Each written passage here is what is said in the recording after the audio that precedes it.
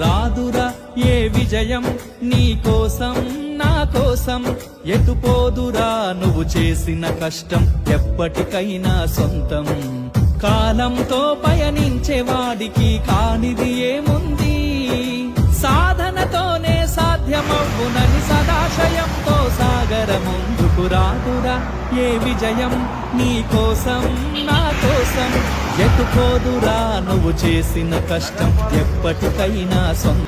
మరి రామగుండం కాన్స్టిట్యూన్సీలో ఇక్కడ ఉన్నటువంటి అధికార యంత్రాంగం హరితాహారం పేరుతోటి ప్రమాదకరమైనటువంటి చెట్లను కోనోకార్పస్ చెట్లను డివైడర్ మధ్యలో మరియు డివైడర్ పక్కన పెద్ద ఎత్తున చెట్లు నాటడం సరే మరి గతంలో హరితాహారం పేరుతోటి నాటడం జరిగింది.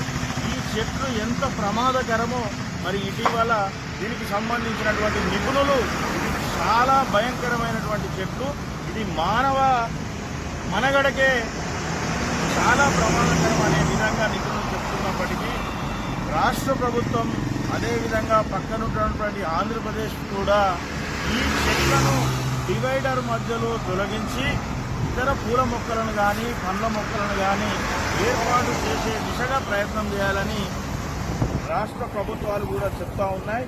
మరి దీనికి సంబంధించి రామగుండం నగరపాలక సంస్థ కమిషనర్ గారికి అదేవిధంగా పొల్యూషన్ కంట్రోల్ బోర్డు అధికారులకు కూడా ఫైట్ ఫర్ బెటర్ సొసైటీ నుంచి మరి నేడు విన్నవించడం జరిగింది.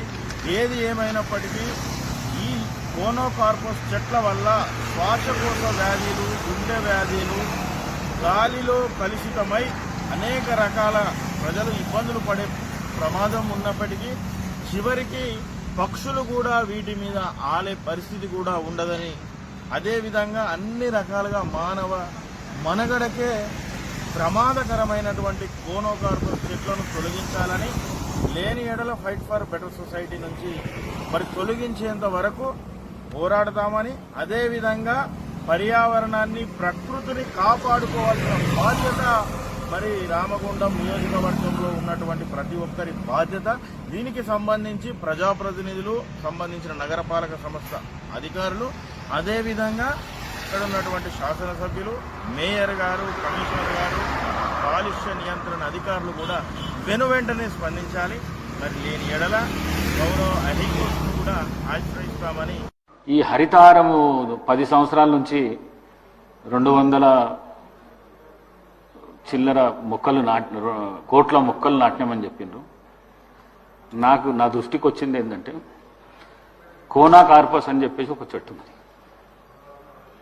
అది దానికి నీళ్ళు అవసరం లేదు, ఏడ పెడితే ఆడ పెరుగుతుంది. అది ఆక్సిజన్ తీసుకుంటుంది, కార్బన్ డైఆక్సైడ్ వదులుతుంది. పిట్ట కూడా దాని మీద కూసోదు. అట్లాంటి చెట్లు మీరు తెలంగాణ రాష్ట్రం మొత్తం పెట్టి ఒకటి 1 మినిట్ నేను ప్రభుత్వానికి కూడా సూచన ఏం చేస్తున్నంటే ఈ కోనోకార్పస్ చెట్లు ఎక్కడైతున్నాయో వాటిని అన్నిటినీ తీసేయవలసిందిగా